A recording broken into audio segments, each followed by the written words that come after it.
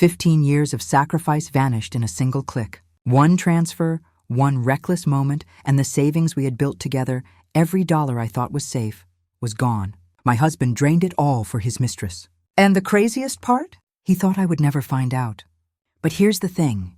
He forgot one detail, one small thing he overlooked. And that mistake became the thread I pulled until his entire life unraveled. You ever look at someone you love and feel your stomach twist because suddenly they don't feel familiar anymore? That's what happened the night I opened our bank account. But before I tell you how I discovered everything, let me take you back, because the betrayal didn't just start with money. It started with trust. For 15 years, I believed Mark and I were partners. We met young when I was 24, and he was 26, both of us broke, both of us hungry for a future we thought we'd build together. He worked in sales, I worked 2 jobs, teaching during the day, waitressing at night. We scraped by, but we had a dream. Buy a home, raise a family, and send our kids to college without drowning in debt like our parents did. So we saved. Every tax return, every bonus check, every extra shift, I tucked it away. We skipped vacations, drove the same old Honda Civic until the doors rattled, ate boxed mac and cheese more nights than I want to admit. But it didn't matter, because we told ourselves it was temporary. One day all that sacrifice would be worth it, and for years I thought we were aligned. We bought a modest house, we had our daughter, we paid down bills, and slowly but surely, we built up a savings account that felt untouchable. $87,162. I knew the number because I checked it every month, like a secret promise to myself that no matter what happened, our daughter would have a future. And then little things started to change. At first it was harmless. Mark buying nicer shirts, a new cologne, dinners out with clients. I wanted to believe him. I wanted to trust that the man I had built a life with wasn't slipping away. But you know when your gut whispers at you? Mine was screaming and I kept pushing it down. I remember one night in particular. It was almost midnight, the house quiet, and I heard his phone buzz on the nightstand. He was in the shower. I never snooped, not in 15 years, but something about that buzz made my chest tighten. I glanced at the screen, and there it was, a message preview. Just 5 words that made my hands shake. "Can't wait for our weekend, baby." My throat closed up. I told myself it was a joke, some friend messing around. But when Mark came out of the bathroom, towel slung over his shoulders, humming like nothing was wrong, I couldn't stop staring at him. I wanted to scream, to demand an explanation, but I froze. I tucked it away, like maybe if I ignored it, it would disappear. But it didn't. It grew louder. The late nights, the excuses, the way he pulled away when I reached for his hand in bed. And then, the numbers. 2 weeks later, I logged into our account to pay bills, just like always. I typed in the password, clicked savings, and froze. Balance, 143. My heart dropped into my stomach. I thought it was a glitch. I refreshed. Still 143s. I clicked transaction history, my hands trembling. 3 transfers in the last month. $20,000, $30,000, $37,000. All to the same account. All gone. My chest pounded, my ears rang, and I scrolled down to see the memo line on the last transfer. "For you, love." It felt like a knife straight through my ribs. 15 years of sacrifice, 15 years of trust, and he gave it away like pocket change. I sat there in the dark, staring at the glow of the laptop screen, my breath coming in sharp bursts. I wanted to throw the computer, to smash something, to wake him up and scream in his face. But I didn't. Because just as I was about to lose it, I noticed something. A detail he forgot. The account number he transferred to. It wasn't hidden. He hadn't masked it, hadn't used a fake name. He left it right there in black and white. And here's where he underestimated me. I wasn't just a wife who clipped coupons and packed lunches. I knew how to read bank records. I knew how to follow a trail. And as I stared at those digits glowing on the screen, I realized something that made my pulse steady. He thought he was playing me, but he didn't know I was about to play him. The numbers on the screen haunted me all night. I couldn't close my eyes without seeing them burned into the back of my eyelids. 3 transfers, 3 betrayals, 1 careless mistake he thought no one would notice. The account number. I copied it down on a sticky note, tucking it into the back of my planner like a secret weapon. Mark slept soundly beside me, snoring lightly, his chest rising and falling as if the world hadn't just imploded. I lay there, staring at the ceiling, wondering how many nights he had spent with her while I was here saving every dollar, believing every lie. By morning, I had a plan. First, I called the bank, pretending I was just checking on a routine matter. The woman on the phone was polite, cheerful even, until I mentioned suspicious transfers. Suddenly, her tone shifted, cautious, professional. "Ma'am, I can't give you details about the receiving account," she said carefully, "but I can tell you it was a personal checking account registered locally." Locally. That one word made my skin crawl. She wasn't some stranger across the country. She was here, close, maybe even someone I knew. When I hung up, my hands were shaking, but my mind was sharper than ever. If he thought he could siphon our future away under my nose, he had no idea who he was dealing with. I started digging. Receipts left in his pockets, credit card statements, the way his mileage on the car didn't match his client dinners. Piece by piece, the puzzle formed. Tuesday nights always late. Fridays, too. Charges at a restaurant across town I'd never been to. The Blue Orchid. 2 glasses of wine. Seafood for 2. $142.56. I pictured him sitting there with her, smiling that smile he hadn't given me in years, sliding our hard-earned money across the table like it meant nothing. And then the nail in the coffin. Hotel charges. Same place, twice a month, always under his card, always after those dinners. I remember sitting at the kitchen table, bills spread out, my coffee gone cold, my heart pounding so hard it hurt. This wasn't suspicion anymore. This was fact. He was funding his affair with the life we built together. But here's where it got interesting. One Friday night, when he claimed he had another late meeting, I decided to follow him. I know, it sounds reckless, but after 15 years, I needed the truth in my own eyes. I told Emily, our daughter, that I had errands, kissed her goodnight, and drove the old Civic 2 cars behind his shiny black sedan. My palms were sweaty on the steering wheel, my stomach in knots, but adrenaline kept me steady. He didn't notice. He pulled into the Blue Orchid, just like the receipt said. I parked across the street, heart thundering, and watched him step out of the car in a crisp shirt I'd ironed that morning.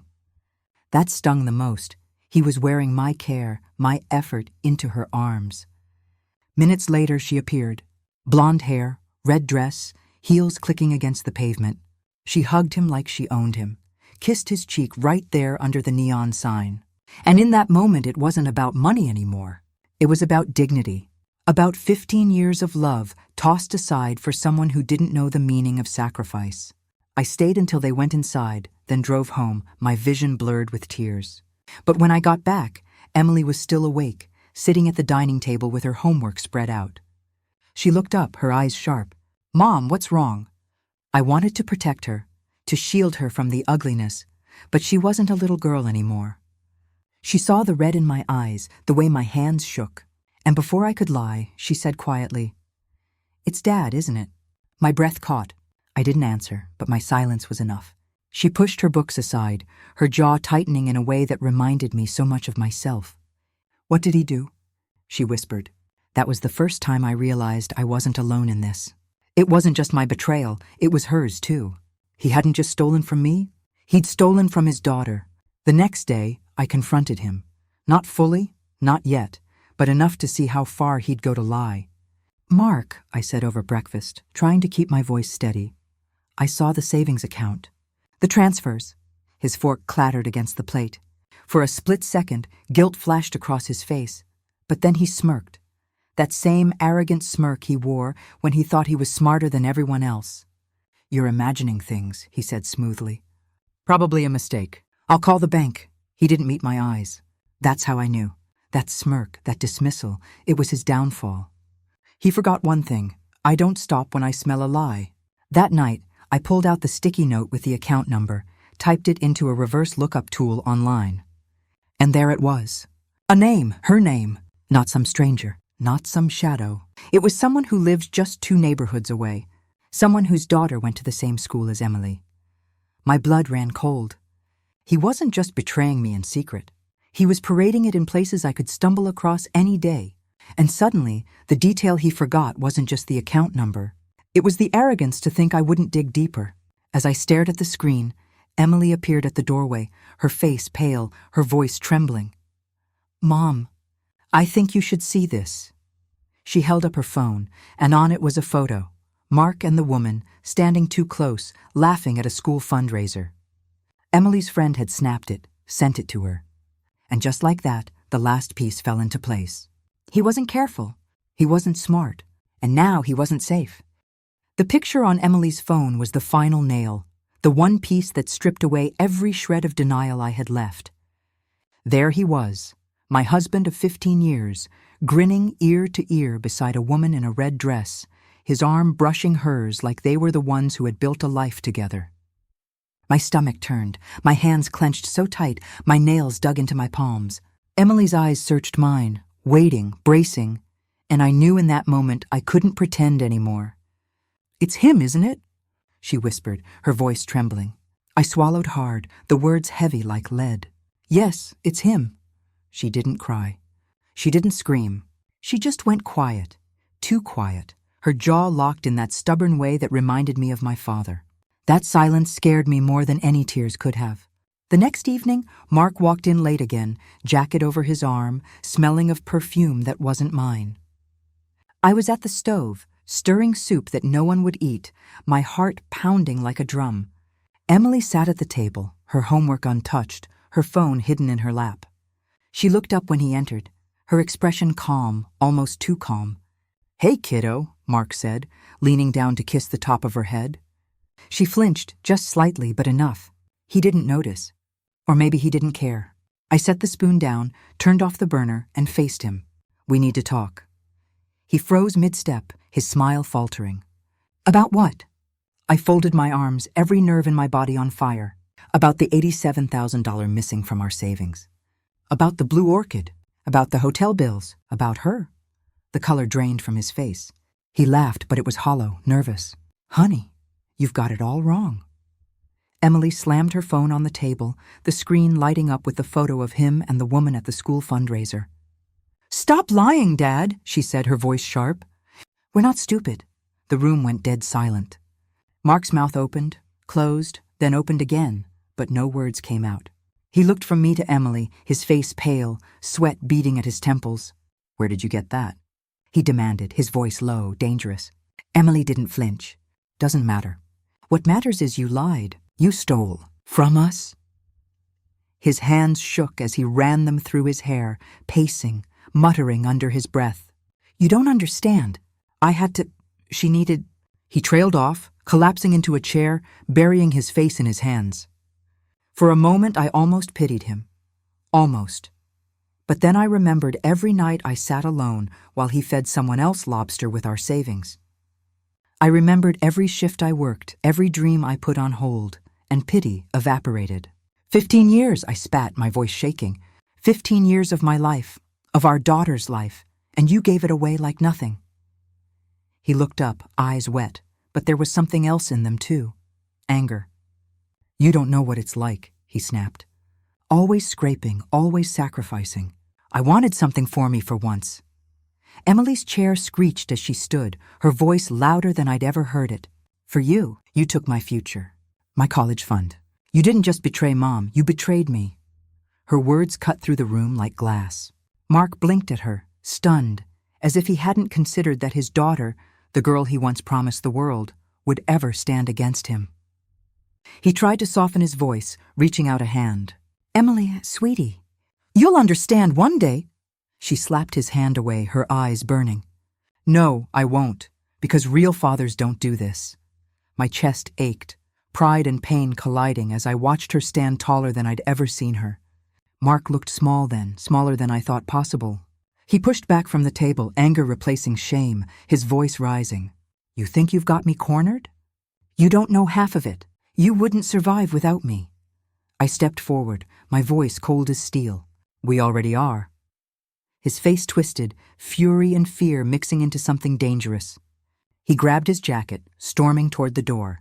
"You'll regret this," he shouted over his shoulder. The door slammed so hard the windows rattled. For a moment, the house was quiet except for the ticking clock and Emily's ragged breathing. She turned to me, her eyes glassy but unbroken. "He's going to run," she whispered. My heart sank. She was right. He wasn't done, not yet. But what he forgot, the one thing he always overlooked, was that I wasn't alone anymore. I had Emily, And together we were ready for him. After the door slammed that night, the silence in the house was suffocating. Emily sat at the table, her fists clenched, her eyes staring at the photo still glowing on her phone. I walked over, placed a hand on her shoulder and whispered, "We're not letting him destroy us." She nodded once, firm, determined in a way that made her look far older than 15. The next morning, Mark didn't come home. His side of the bed stayed cold, his toothbrush untouched, his car gone from the driveway. He didn't call. He didn't text. But we weren't surprised. Emily looked at me over her cereal and said, "He's hiding. But that's good, because while he's running, we're building." And that's exactly what we did. We gathered everything: bank statements, receipts, credit card charges, screenshots of his messages. Emily had already backed up half of it to a cloud drive I didn't even know she had. "Insurance," she said with a shrug. That night, Mark finally showed his face. He stumbled in around midnight, tie loose, eyes bloodshot, smelling like alcohol and cheap perfume. "You think you can play games with me?" he slurred, pointing a shaking finger at me. I stood my ground, my heart racing but my voice steady. "We don't have to play, Mark. You already lost." Emily appeared in the hallway, phone in her hand, recording. "Say that again, Mom," she said loudly, so the camera caught it. Mark froze, realization dawning on his face. "What are you doing?" he barked. Emily smiled coldly. "Making sure everyone knows who you really are." He lunged for her, but I stepped between them, my voice sharp. "Touch her, and I'll make sure the police get every file tonight." His face twisted with rage, but he stopped, his hands trembling. For the first time, he looked trapped, and that's when Emily pulled her final trick. "By the way, Dad," she said, tapping her phone, "you forgot something. The house deed? It's not in your name. It's in Mom's. So when you drained the savings, you didn't just steal, you left yourself with nothing." Mark's jaw dropped. He blinked, speechless, before muttering, "That's not true." But I reached into the drawer, pulled out the folder I had checked 3 times that day, and slid the papers across the counter. "It's true. You never changed it. You thought you were clever, but you forgot the detail that mattered most." His hand shook as he flipped through the documents, the reality sinking in. This wasn't just betrayal anymore. It was checkmate. He backed away, muttering, "You wouldn't dare go public. You wouldn't ruin me." Emily lifted her phone higher, the red recording light glowing. "Want to bet?" she whispered. His face crumbled. He staggered back into the chair, burying his face in his hands. The man who once held all the power in our marriage now looked like a child who had lost his toys. But Emily wasn't done. "Tomorrow," she said calmly, "we'll be meeting with a lawyer. Every screenshot, every receipt, every transfer, it's all ready." I watched as Mark's shoulders shook, not sure if it was from anger or despair. He whispered, "Please, don't do this. I can fix it." But Emily leaned forward, her voice razor sharp. "You can't fix 15 years of lies. You can't fix stealing my future. You forgot one thing, Dad. I don't forgive betrayal." His eyes snapped up, wide and desperate, but the fire was gone. He knew it. We knew it. The next morning he tried one last move. A bouquet of roses on the kitchen counter. A note scribbled, "Let's talk. Don't ruin everything." Emily laughed bitterly, tossed the flowers straight into the trash. "Too late," she muttered. That afternoon, we walked into the lawyer's office, a thick binder in my arms. The lawyer flipped through page after page, his eyebrows rising higher. "This," he said finally, "is more than enough. Theft, infidelity, financial misconduct. You have him cornered." Emily smirked, her eyes never leaving mine. "Told you, Mom. He underestimated us." That night, when Mark came home, we were waiting. I laid the binder on the table. Emily pressed play on her phone, the audio of his drunken rant echoing through the room. "You think you can play games with me?" His face turned white. "Where did you—" I cut him off. "It's over. You can leave quietly, or you can leave publicly humiliated. Either way, you're leaving." For a long moment he just stood there, breathing heavy, his face twisted in defeat. And then, without a word, he picked up his jacket and walked out the door. The sound of it clicking shut behind him felt like the first breath of freedom in years. Emily turned to me, her face fierce but her voice trembling. "We did it, Mom. We won." And she was right. But deep down I knew this wasn't the end. Not yet. Because men like Mark don't disappear quietly, and that's what scared me most. The night Mark walked out, the house felt heavier and lighter all at once. He was gone, but the echoes of his betrayal still clung to the walls. Emily curled up on the couch beside me, her head on my shoulder, whispering, "Do you think he'll actually leave us alone?" I wanted to tell her yes, to promise her it was over, but deep down, I knew Mark wasn't the kind of man to walk away quietly. And I was right. 2 days later, a letter arrived, crumpled, hastily shoved into the mailbox. No envelope, just folded paper with his handwriting scrawled across it. "You can't take everything from me. You need me. I'll be back." My hands shook as I read it, but Emily only smirked when I showed her. "He still doesn't get it," she said calmly. "He's already lost." And in many ways, he had. By the end of the week, the bank completed its investigation. The frozen transfers? Reversed. Every cent of the $87,000 was restored to our account. The relief washed over me like rain after a drought. But it wasn't just about the money. It was about the proof that he couldn't erase what he'd done. His company found out next. HR called me one morning, their voices clipped and professional, asking about financial irregularities connected to Mark. Within days, he was forced to resign, his spotless sales record overshadowed by whispers of theft and misconduct. His reputation, the thing he guarded more than our marriage, crumbled in front of him. Emily and I watched it all unfold quietly, like spectators at a play we already knew the ending to. But Mark wasn't done thrashing. He showed up one night, pounding on the door, his voice hoarse from shouting, "You can't shut me out! This is my house too." Emily stood beside me, phone in hand, recording every word. I cracked the door just enough to speak. "Not according to the deed," I said coldly. "And not according to the lawyer." His face twisted, veins bulging at his temples. "You'll regret this," he spat. Emily stepped forward, lifting her phone so the red recording light glowed in his face. "Say it louder, Dad," she said evenly, "so the police can hear it too." He froze, eyes darting to her phone, then back to me. For the first time, I saw fear, not anger, not arrogance, real fear. He stumbled back, muttering curses, before disappearing into the night. That was the last time he tried to come home. Weeks passed. The papers were filed, the separation official. I signed the documents with a steady hand, Emily beside me, her expression calm but triumphant. "We're free," she whispered when it was done. Life didn't go back to normal overnight. There were whispers at school, sideways glances from neighbors, awkward questions from friends who had seen Mark with the other woman. But Emily held her head high. She never once faltered. And me? I learned to breathe again, to cook dinner without wondering if he'd show up late, to fall asleep without the dread of his lies rattling in my chest. But here's the part that still lingers, the afterhook, the piece that proves he truly destroyed himself. 1 month after he left, I got a call from an unknown number. Against my better judgment, I answered. His voice was hollow, broken. "Please," Mark said, barely above a whisper. "Can I just talk to Emily?" "Just for a minute." I looked across the room. Emily sat at the dining table, earbuds in, sketching in her notebook. She glanced up, saw the phone pressed to my ear, and raised an eyebrow. I mouthed, "It's him." Her expression hardened instantly. She shook her head slowly, firmly, then went back to her drawing without a word. My throat tightened as I lifted the phone back to my ear. "No, Mark," I said softly. "You had your chance." And then I hung up. The silence that followed was deafening, but it wasn't heavy anymore. It was peace. That was the last time he tried to reach us. Sometimes I wonder if he's sitting alone somewhere, still blaming everyone but himself.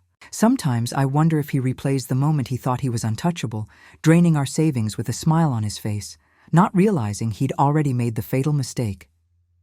The one thing he forgot, the detail he never saw coming, wasn't the account number or the deed or the receipts. It was Emily, the daughter he underestimated, the child he thought too young to notice, the one person who turned out to be stronger than both of us combined. And truth is, that's the part that makes me proud. Not the money we got back, not the legal win, not the freedom, but the way my daughter stood up, unflinching, and showed him exactly who he was. A coward, a thief, and no father of hers.